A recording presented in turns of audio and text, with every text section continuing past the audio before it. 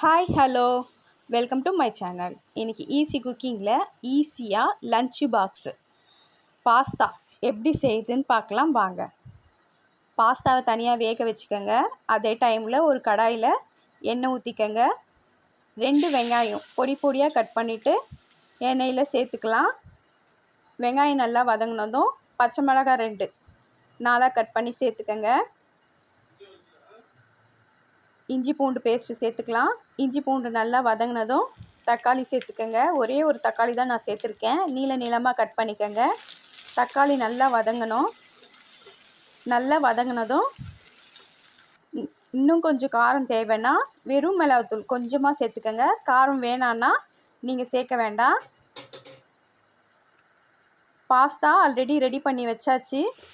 தண்ணியெல்லாம் நல்லா வடிச்சிட்டு இந்த மாதிரி ட்ரையாக வச்சுட்டு கலந்துட்டு நல்லா கிளறி விடுங்க. அந்த தொக்கு ஃபுல்லாக எல்லாம் பாஸ்தா மேலே வரா மாதிரி நல்லா படுற மாதிரி கிளறி விட்டுட்டு 2 எக்கு நீங்கள் முன்னாடியே எக்கு சேர்த்திங்கன்னா பாஸ்தாவில் ஒட்டாது. அதுக்காக பாஸ்தா ரெடியான அப்புறம் நீங்கள் எக்கு சேர்த்து நல்லா கிளறி விடுங்க. சிம்மில் வச்சுக்கோங்க. அப்போ தான் அடி பிடிக்காமல் இருக்கும்.